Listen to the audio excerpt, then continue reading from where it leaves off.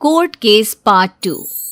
अब तक आपने सुना कि दीपा एक्टिंग करने के लिए अपने पति प्रशांत को छोड़कर मुंबई चली जाती है और वो अब प्रशांत को पैसे देने से भी मना कर देती है। प्रशांत अपने दोस्त विवेक के घर रहने लगता है। भाई सीधे सीधे बताना, आखिर करना क्या है? मेरी कुछ समझ में नहीं आ रहा है। तुझे अपनी पत्नी दीपा पर कोर्ट केस करना होगा। अरे तू पागल हो गया है क्या? मैं अपनी बीवी से बहुत प्यार करता हूँ। उसने जो कुछ भी किया वो अलग बात है, लेकिन मेरे बच्चे की माँ है वो। मैं उस पर कोर्ट केस कैसे कर सकता हूँ? थोड़ा तो दिमाग से काम ले मेरे दोस्त। तू जिस बच्चे की बात कर रहा है उस बच्चे के साथ उसने क्या किया ये तुझे दिखाई नहीं देता। बीमारी में उसे छोड़कर चली गई। अब तेरे पास इस बच्चे के साथ रहने के लिए घर तक नहीं है। कैसी माँ है वो? लेकिन कोर्ट केस करने से क्या मिलेगा? जब वो हमारे साथ रहना ही नहीं चाहती तो जबरदस्ती इन सब मामलों में उसे घसीटने से क्या होगा? देख प्रशांत, तू मेरा सबसे अच्छा दोस्त है और मैं कभी नहीं चाहूंगा कि तेरी जिंदगी में कुछ भी गलत हो। और इस वक्त जो मैं तुझे समझा रहा हूँ, यकीन मान तेरे भले के लिए कह रहा हूँ मैं। लेकिन मुझे ये सब करने का मन बिल्कुल भी नहीं है। अपने लिए ना सही, लेकिन अपने छोटे बच्चे की तरफ तो देख। इसकी माँ छोड़कर चली गई, वहां तक तो ठीक था, लेकिन यार इसे भी तो रहने के लिए घर चाहिए ना। और वो घर जो तेरा अपना था, लेकिन तेरी बीवी की वजह से अब बैंक वालों के हाथों में चला गया है। शायद तू ठीक कहता है। चल ठीक है, तो अपनी जान पहचान का कोई वकील बता और मैं दीपा पर कोर्ट केस कर देता हूँ। कुछ दिनों के बाद दीपा के पास जब कोर्ट का नोटिस पहुंचा तो वापस वो अपने शहर लौट आई, लेकिन प्रशांत के पास नहीं बल्कि एक होटल में जाकर रहने लगी। कोर्ट में प्रशांत का वकील। जज साहब, ये है मिसेस दीपा। जानते हो उन्होंने क्या किया? इन्होंने बच्चा होने के बाद जबरदस्ती अपने पति की नौकरी छुड़वाई, ये कहकर कि वो नौकरी करके घर चलाएंगी, अपने पति और बच्चे की फाइनेंशियली हेल्प करेंगी। दीपा का वकील। जज साहब, ये साहब तो कुछ भी बोल रहे हैं। दीपा ने ऐसा कुछ नहीं किया है। वो बस अपना करियर बनाने के लिए मुंबई चली गई थी। और रही बात नौकरी छोड़ने की, तो प्रशांत ने अपनी मर्जी से नौकरी छोड़ी है। उस पर किसी ने कोई जोर जबरदस्ती नहीं की है। जज साहब, बच्चे के आने के बाद दीपा और प्रशांत के बीच में ये समझौता हुआ था। आपके पास इस बात का कोई सबूत है? किसी तरह की कोई लिखा पड़ी हुई हो दीपा और प्रशांत के बीच, तो बताइए आप। जज साहब, जब मियाँ और बीवी के बीच इस तरह के फैसले होते हैं ना, तो लिखा पड़ी नहीं होती, आपसी बातचीत से ही काम होता है। और उस दौरान प्रशांत और दीपा के बीच का रिश्ता काफी नॉर्मल था, इसलिए एक बार में ही दीपा के कहने पर प्रशांत ने अपनी नौकरी छोड़ दी। इसका मतलब आपके क्लाइंट प्रशांत के पास खुद का दिमाग ही नहीं है। अरे आज के जमाने में कोई भी लड़का बच्चे को पालने के लिए नौकरी छोड़ता है क्या? आपका क्लाइंट झूठी मूठी कहानियां बना रहा है, क्योंकि मेरी क्लाइंट बहुत बड़ी हीरोइन बन गई है। उनके पास रुपए पैसे की कोई कमी नहीं है, तो वो उनसे पैसा ऐंठना चाहता है। जज साहब, मेरे क्लाइंट पर झूठा इल्जाम लगाया जा रहा है। सच तो यह है कि मिसेस दीपा अपनी जिम्मेदारियों से भागकर मुंबई चली गई। उन्होंने पलटकर अपने बच्चे की तरफ देखा तक नहीं। Order order. मिसेस दीपा को बुलाया जाए, पूछताछ की जाएगी। हाँ तो मिसेस दीपा बताइए, आखिर क्या इरादे थे आपके अपने पति की नौकरी छुड़वाने के पीछे? यही ना कि बच्चे को जन्म तो दे दिया, फिर हमेशा के लिए उसे अपने बाप के पास छोड़कर आप चली जाए। नहीं, ऐसी कोई बात नहीं है।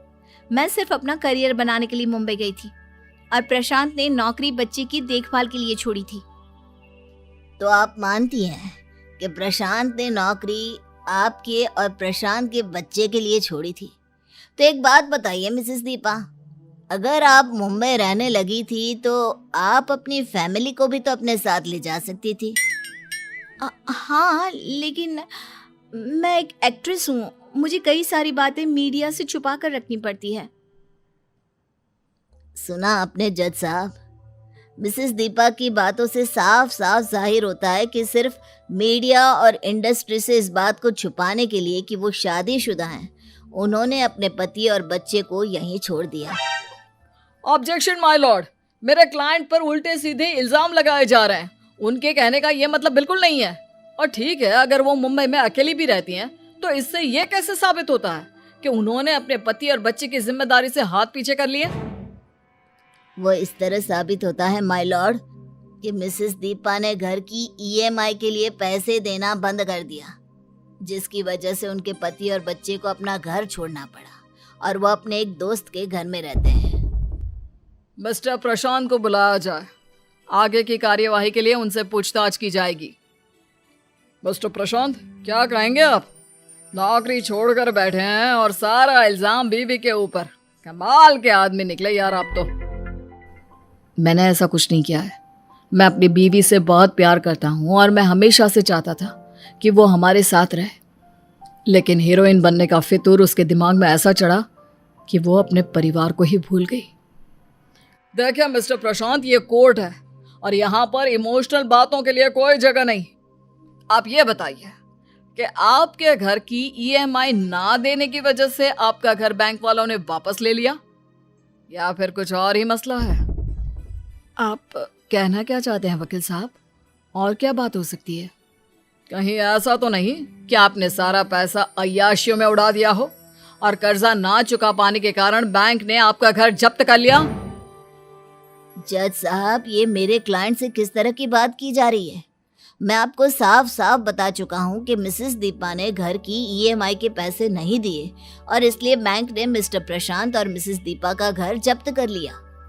आपके पास कोई सबूत है मिस्टर प्रशांत? आपके पास कोई सबूत है? और अगर है तो प्लीज अदालत में पेश कीजिए। माफ कीजिए, मेरे पास कोई सबूत नहीं है। तभी अचानक से विवेक वहां पर पहुंचता है। जज साहब, मेरे पास सबूत है। वो क्या है ना, मेरा दोस्त अपनी बीवी से बहुत प्यार करता है, खुद अपनी जिंदगी बर्बाद कर देगा लेकिन उसके खिलाफ एक शब्द नहीं सुनेगा। ये रहे घर के पेपर्स और उसके साथ अटैच डॉक्यूमेंट्स। इन पर साफ साफ लिखा है कि घर को बैंक ने इसलिए जब्त किया है क्योंकि इसकी ईएमआई मिसेस दीपा ने दी ही नहीं। उसके बाद वो डॉक्यूमेंट्स कोर्ट में सबमिट हो जाते हैं और दीपा को ये आदेश मिलते हैं कि वो घर के सारे पैसे चुकाएगी। मजबूरी में दीपा को कोर्ट के आदेश मानने पड़ते हैं। कुछ साल इसी तरह निकल जाते हैं, लेकिन वक्त बदलता है। अब दीपा के पास एक्टिंग के कोई ऑफर्स नहीं आते, उसके सारे पैसे भी खत्म हो जाते हैं और एक बार फिर से वो मुंबई से लौटकर अपने घर यानी कि प्रशांत और अपने बेटे के पास आती है। प्रशांत, मुझे माफ कर दो, मैं तुम्हारे साथ रहना चाहती हूँ। क्या हुआ दीपा, अचानक इस तरह? और तुम्हारी ये हालत, तुम्हारे चेहरे को क्या हो गया? तुम्हारा शरीर इतना थका हुआ और कमजोर। वो 4 दिन की चांदनी वाली जिंदगी थी प्रशांत। जब तक मेरे हाथ में एक्टिंग थी तब तक सब कुछ ठीक था, लेकिन जैसे ही कुछ दिनों तक किसी फिल्म का ऑफर नहीं मिला, इंडस्ट्री ने मुझे निकाल कर बाहर कर दिया। तो तुम यहाँ क्या करने के लिए आई हो दीपा? यहाँ तुम्हारे लिए कुछ नहीं है मेरे पास। लेकिन तुम और मेरा बेटा तो हो ना प्रशांत, मुझे तुम लोगों के साथ रहना है।